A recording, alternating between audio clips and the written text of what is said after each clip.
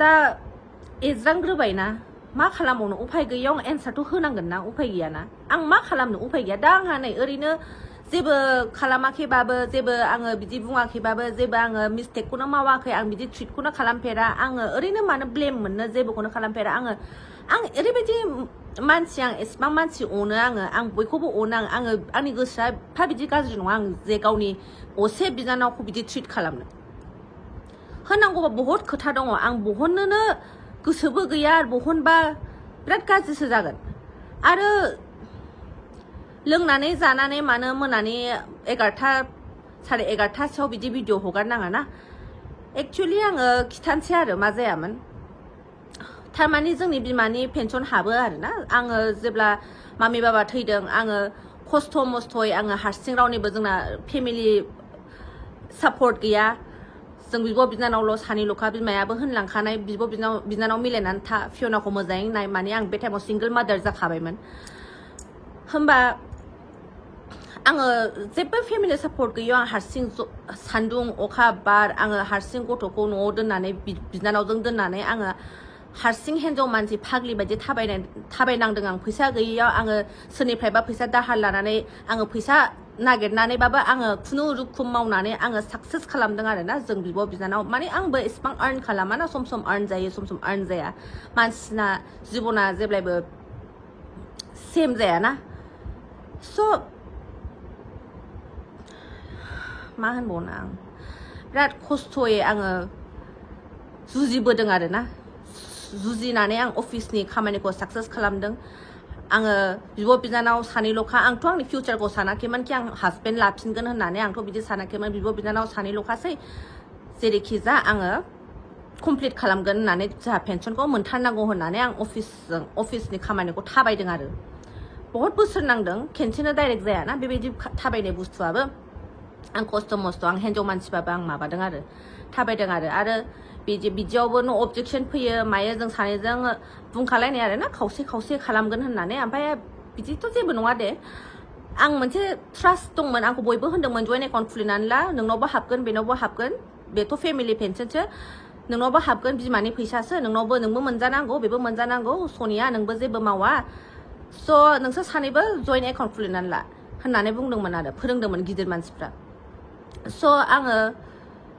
रावखौबो खोनासङालासिनो मोनसे ट्रास्ट होननाय थायोना मोनसे गोसोआव गावनि बिनानाव आंगोनि मानसि ट्रास्ट होननाय थायोना होमबा आङो ट्रास्टनि थाखायनो आं जयेन्ट एकाउन्टखौबो खुलियाखै जेबो नङा आंनि बिनानावा आंनाव होखागोन होननानै ट्रास्ट मोनसे थायो आरोना आङो इसिबां लुगैयाबो नांगौ टाइमाव आं गैया टाइमावबाल' आं नांगौ टाइमबाल' आङो बिनानै लायो आरोना खावसे नालाय आं खमसिनखौनो लायो स' दा खोथाया गावथ' न'आव थाखाया आगोलहायबो गावनि एक्स जे गोमालांबाय जिउ गोमालांबाय बेजोंथ' गाव लिभिं रिलेशनशिपआव थानाय बायदि खामोन बयबो जे मिन्थियो जे नुयो मिन्थिखायो जानो हागौ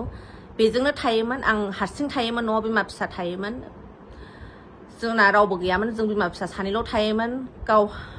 बेखौ लानानै फैयोमोन ओमफ्राय बेजों गाव लिभिंआव गुवाहाटियावबो थाहैखादों आरो होमबा आं हारसिंखासोमोन उनावहाय मारै फिउचाराव आङो आंनि हासबेन्डखौ लोगो मोनखो ओमफ्राय बिनि उनावथ' गावबोथ' थाखाया न'आव आंबोथ' हारसिं मारै भगबाना आंनो बेखौ हरखो हाबा जाबाय बिदि जेबो प्रब्लेम गैया मानसिनि फेमिलि माबायाव मेरेज लाइफआव एसेबाबो प्रब्लेम जाखायो बयनाबो प्रब्लेम जाखायो दावराव दावसिया जों बेखौ सल्भ खालामनानै लायो गावहा मा नुखो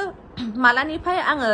दरजा मारिनानै थाखो माखो आं हारसिं थानायखाय अभियासलि आं मारि गावसोरो 2टा 3टासिम गावसोर नांलायो मालाबा बयफ्रेन्ड गार्लफ्रेन्ड जौ लोंनानै बाहेरायाव खारलाबायो सम आं हारसिंबा थाला मारिनानै थानांगौ जायो आं हारसिं थानाय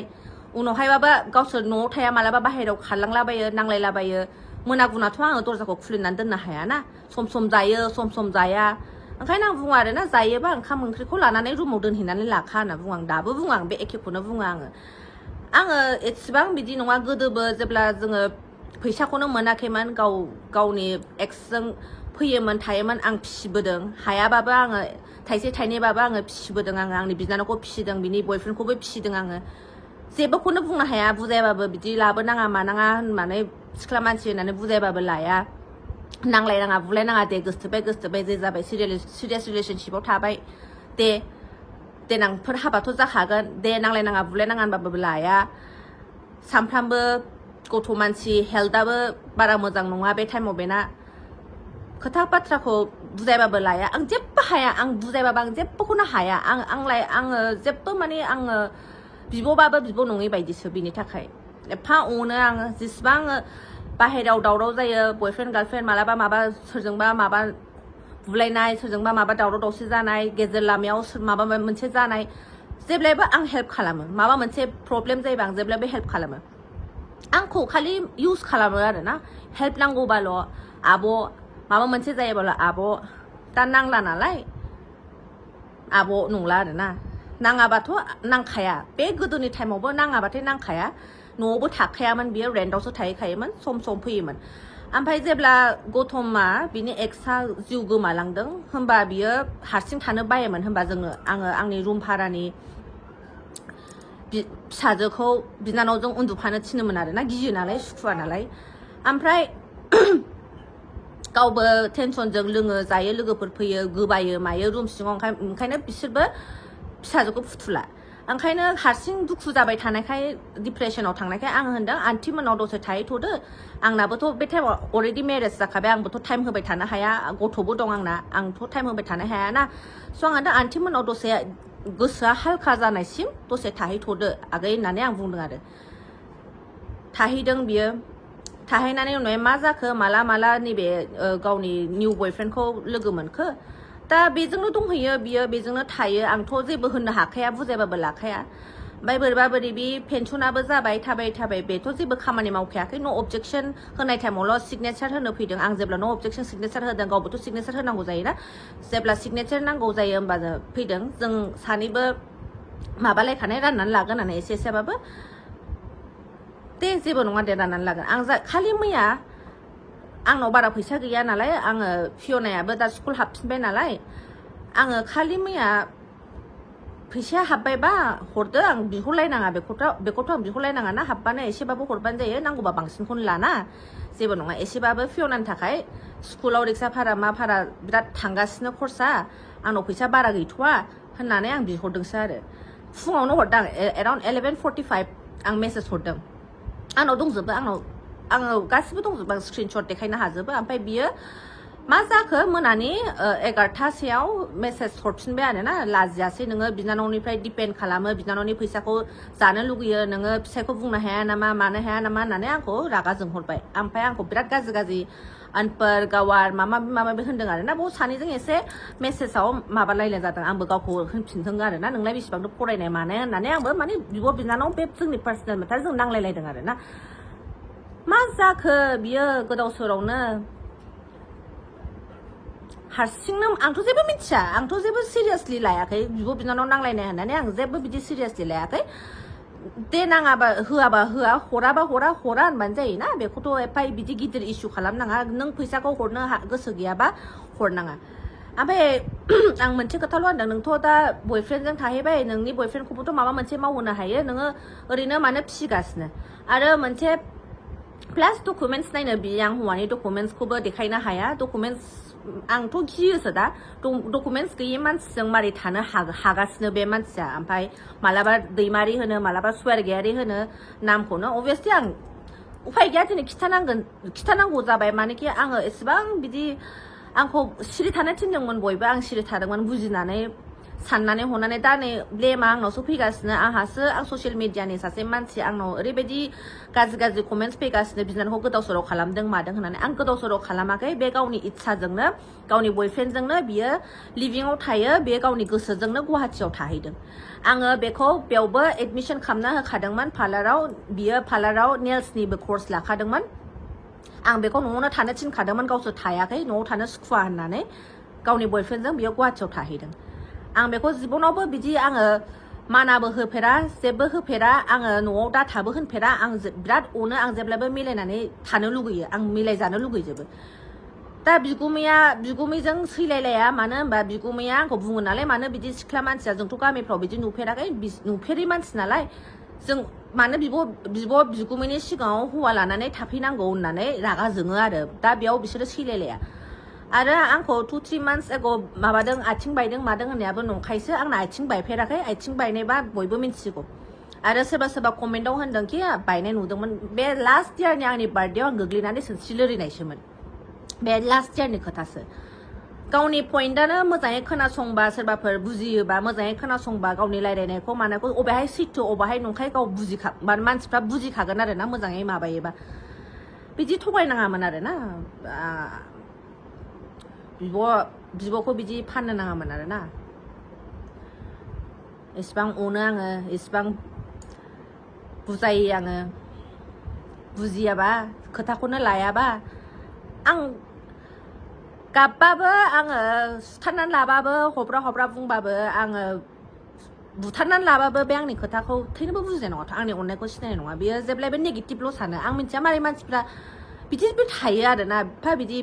फैसा थाखानि खेथ्रआव बिदि जायो आरोना आंथ' गोदोनिफ्रायनो जेब्ला पेनसन जायाखै बे टाइमनिफ्रायनो आं जेरै सोलिगासिनो दासिमबो आङो सोलिगासिनो आंनोथ' ना दिनैसिमबो आंनो हराखै फैसा हराखै दाख्लि बार्थडे टाइमाव आंनाव बारा गैयैखाय गाव हरदेरदों बार्थडे टाइमाव मोजांमोन जेब्ला दाख्लिबो बैसागुआव फैदों मोजाङै फैदों उनावहाय बैसागुनि उनाव मा जाखो बैसागुनि उनावनिफ्रायनो सुथा लागासिनो आंजों माबा हेबगासिनो आंनो होनलायलायदों मा हेबलागासिनो नोंलाय माखौ रागा जोंगासिनो नोंलाय माबा हेबलागासिनो आंजों हेबलागासिनो माखौ मा जादों हरनो गोसो गैयाबा नाङा डाइरेक्ट बुं हरनो हाया आङो नांला आंनो नांजोबगौ होननानै खिन्थु पेनसनखौ एसेल' नङा पेनसना बुरजा मोनो जोंनि मामाया गभर्नमेन्ट इमप्लयिमोन नालाय बुरजा मोनो आरो ना दा आङो बिब' हिसाबै वेस्ट जाजानो बायो आरो ना आङो बेखौ गोदाव सोराव इउज खालामजानो बायो आरो ना दा इसिबां बुरजा फैसाखौ बियो बिदि गोदाव सोराव वेस्ट खालामजोबोबा ओरैनो बेखाराव गावनि गोसोसै आंथ' जेबो होननो हाला आङो माथो होननो हानो आंथ' जेबो होननो हानाय नङा गावथ' गोसोआव मा लाखो गोसोआव मा साननानै दं आं मिथिया गासिबो नेगेटिभलि सानो आङो बिदि थैनोबो खालामफेरनोबो हाया आं बिदि गोसोनि मानसि नङा आं बिनि गोसोथोनायखौबो गोदोहाय जोंनावनो थाफैयोमोन फैसा थाखा गैयाबाबो आं नायबोदों सानैखौबो नायबोदों लोमजानाय साजानायबाबो आं फैसा थाइसेबो गैयाबाबो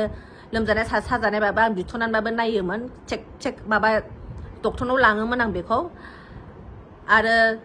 पेनसनखौबो थाबायनो हायाबाबो आङो फैसा गैयाबाबो मालायनाव दाहार बिनानै आङो थाबायदों खुनुरुखुम खस्थ' मस्थ' आं हिन्जाव मानसिया कमप्लिट खालामदों दा फैसाया हाबबाय फैबाय दा फैसा दांदावनायखाय मानसिया एसे माबाबाय खोमा आलदा जायोना अभियासलि दा गावनि गोसोसै आरो दा मानसिफोरखौबो आङो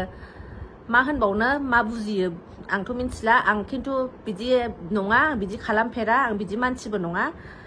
एफा बिदि असैथ' खोथा नंखाय खोथाखौ बिदि माने नंखाय खोथाखौ मानो बिदि बिब'खौ बिदि फानखो बियो आं बुजिला गाव मारै दं मोजाङै थाबानो जायो आं जेब्लायबो मोजांसो लुगैयो आं गाज्रि लुगैया मोजाङै थाथों आरो आं डकुमेन्टस गैयि मानसि आङो डकुमेन्टस नुफेराखै आङो बे हौवानि आङो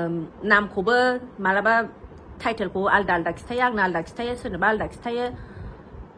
ट्रु कलार आलदा ओंखारो ओमफ्राय डकुमेन्टस नायनो बियोबा गैया होनो न'आव लायनांगौ होनो मायो स' आंना बेनो आरोना डकुमेन्टस गैयि मानसिजों मारै थानो हाखो बियो एसेबाबो गिनाय फैयो गावनि बिनानाव गोजान जायगायाव थानाय मालाबा माबाफोर जायोबा आं थांब्रबनोबो हाया गिनाय फैयो अनो आं बिराद अनो दाख्लिसो फैदों बैसागुआव आरो दाख्लि बार्थडेआवबो फैयो बावनो थाङो इसिबां आं गाज्रि मोनबा बेनावथ' खुगा दङ इसिबां आं गाज्रि मोनबा मैया आं फैसा बिहरनायाव रागा जोंनानै बिदि हगारनो हाबाय मोनायाव आं बिदि मोनबा आगोलहायनो गावनाव आथिं दं आखाइ दं आंथ' हमथानानै दोनाखैना आथिं आखाइ दं आं इसिबां गाज्रि मोनबा आथिं आखाइ गोनां खानानै दोनोमोनबा बे गुवाहाटियाव थाहैनो हायो नामा आं बादा होनायखौ लासिगौ ना आरो एफा आं गाज्रि मोनबा एफा हारासमेन्ट टर्चार आं खालामो मोनबा बे टाइमावनो आंखौ कमप्लेन खालामनो हासिगौ बे टाइमावनो आंखौ बुंनो हासिगौ बे टाइमावनो आंखौ बायदिसिना होननो हासिगौमोन आरो ना मानो मैयासो स' बेनो आरोना आं बुंनो गोसो गैयामोन फैनोबो गोसो गैयामोन न'खराव आं दावराव दावसि लाबोनोबो बायो आं बेखौ बिदि सानाखैमोन हगारगोन होननानै दा गावनि आंगोनि थैयानो बिदि जाबायबा बिब'खौनो नांथारलाबा सासे आननन मानसिखौ लोगो मोननानै दिनै गोरा जाबाय बियो बे फैसा थाखा एसे हाबनायखौ बेखौ मोनदावनानै गोरा जाबाय सानसे समावथ' भगबानाबो नुयोना सानसे समावथ' नांफिनगौ जागोन आंखौ बिब'खौथ' नांफिनगौ जाखायोना सानसे समाव बुजिगोन बियो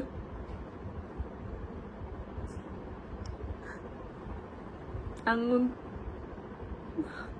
सहायनोनो हाला बेनोसै आं बिदि आं एफा गाज्रि मानसि नङा आं ओरैनो गाज्रि होनखायो आरो गोदाव सोराव बिदि गावजों गाव बिदि जानाङामोन आरो सानैजों हाजार नांलाय फनजों नांलायोमोन गाज्रि होनलायोमोन खिन्थु बिब'खौ बिदि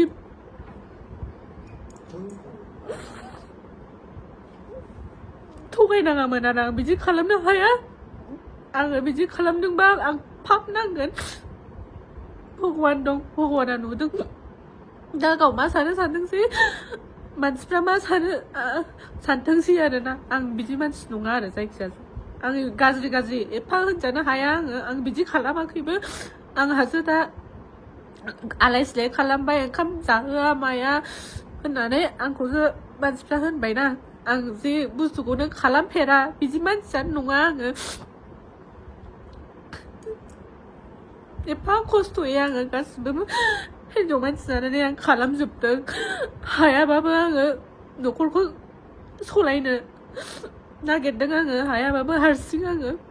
बिमा बिफा गैया होनना मिथिखायो मिलायनानै थानो नागिरदों आं दा गाव मिलायनोनो गोसो गैयाबा आं माथो होननो आंखौ सिरि थानो थिनदोंमोन उफाय गैया आं